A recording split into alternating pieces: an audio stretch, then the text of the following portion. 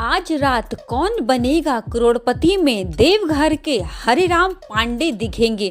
हरिराम देवघर के कृष्णापुरी में नारायण सेवा आश्रम का संचालन कर रहे हैं।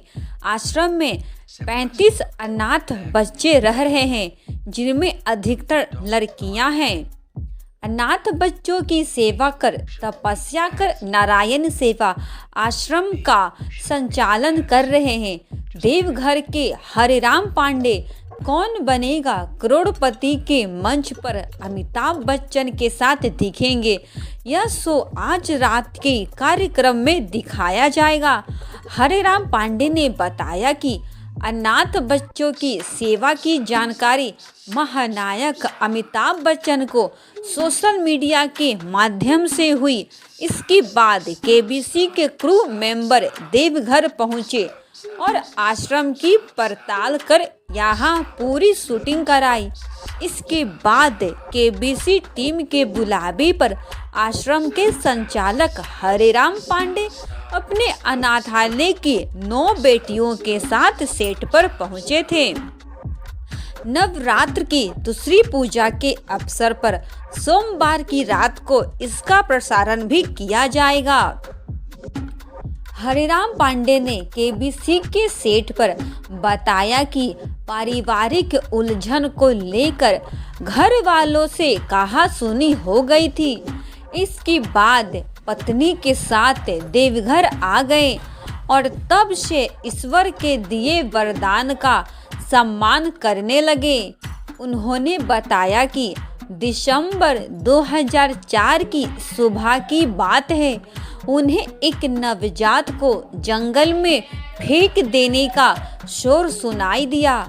इसके बाद मन चिंतित होने लगा और वहां से बच्ची को उठाकर घर ले आए। बच्ची के कारण आत्मा को एहसास हुआ कि अब उन्हें जीवन जीने का रास्ता मिल गया। उन्होंने अमिताभ बच्चन के साथ देवघर कॉलेज के सुनसान मैदान में एक बच्ची के बारे में चर्चा की और फिर एक ऐसी दर्दनाक कहानी बताई कि कैसे बच्चे मिले और उन्होंने उसे उठाकर लाया। केबीसी के मंच पर पहुंचने वाली बच्चियों ने अमिताभ बच्चन को बताया कि वह बड़ा अधिकारी बनकर देश की सेवा में अपनी भूमिका निभाना चाहती है। बच्चों की बातें व उनका दर्द सुनकर अमिताभ बच्चन की भी आंखें भर आईं। उन्होंने हरिराम पांडे से कहा कि आप इस सेवा में अपना योगदान देते रहें। बच्चों के सपने को एक दिन जरूर उड़ान मिलेगी, यह मेरा विश्वास है।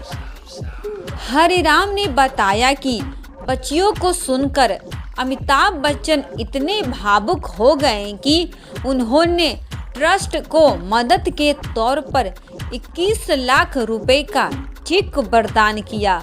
हरिराम के अनुसार लोग नवरात्र के दौरान माँ दुर्गा की पूजा व आराधना करते हैं, लेकिन मेरे आश्रम में हर दिन या देवी सर्वभूतेषु मातृत्व रूपेणी संसिद्धता और शक्ति रूपेणी संसिद्धता का भाव होता है।